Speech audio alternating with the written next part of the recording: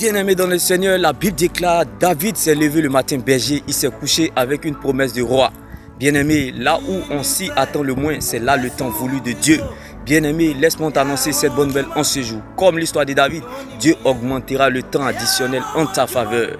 C'est pour cela que je t'annonce cette bonne nouvelle en ce jour. Tous les grands accomplissements ont toujours été considérés impossibles. Tous les grands accomplissements ont toujours été considérés impossibles. Bien-aimé, quand une situation vous met à genoux, bien-aimé, ce n'est pas une faiblesse. Quand une situation te met à genoux, ce n'est pas une faiblesse, mais plutôt une position de force. Car c'est à genoux que le chrétien a plus de force, prend des forces et devient plus fort. Laisse-moi t'annoncer cette bonne nouvelle en ce jour. La double portion ne descend pas dans la vie de celui qui veut, mais plutôt de celui qui peut. Bien-aimé, la double portion, ce n'est pas pour celui qui veut, mais plutôt pour celui qui peut.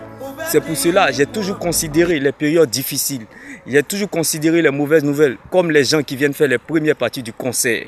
Car bien-aimé, l'homme du concert, c'est bien toi. L'homme de Galilée qui est en toi, Jésus-Christ de Nazareth.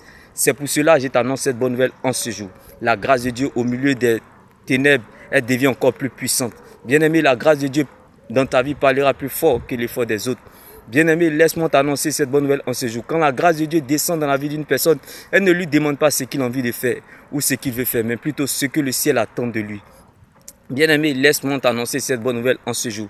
Là où vous n'êtes pas apprécié, là où vous êtes persécuté, là où vous êtes oppressé, là où on vous met la pression, c'est le meilleur endroit pour vous de vivre afin de prendre des forces, de devenir plus fort, bien-aimé. Car c'est dans ces épreuves-là que vous vous construisez. Bien-aimé, j'aimerais t'annoncer cette bonne nouvelle en ce jour. La pression donne le pouvoir. Bien-aimé, la pression donne le pouvoir. L'oppression donne la puissance. La douleur rend humble. La souffrance nous éduque. Bien-aimé, la souffrance est comme un service militaire pour tout enfant de Dieu. Les difficultés sont comme un service pour tout enfant de Dieu. Bien-aimé, laisse-moi t'annoncer cette bonne nouvelle en ce jour. Tous les grands accomplissements ont toujours été considérés impossibles.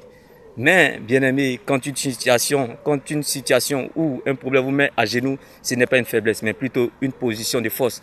Car c'est à genoux que le chrétien a plus de force, prend des forces et devient plus fort. Mais la grâce de Dieu dans ta vie, bien-aimé, laisse-moi t'annoncer cette bonne nouvelle en ce jour. Cela ne dépend pas de celui qui est rapide, de celui qui va vite, ou de celui qui est devant, ou de celui qui a l'argent même. Cela dépend de celui qui a la grâce de Dieu en lui, sur lui, par lui, pour lui. Dieu fera par toi, pour toi, sans toi. Car bien-aimé, la fête changera de camp. J'ai dit à quelqu'un en ce jour, la fête changera de camp. Demain béni, shalom. Je répète encore, la fête changera de camp. Quelqu'un fini n'est jamais fini en Jésus-Christ, la fête changera de camp. Demain béni, shalom.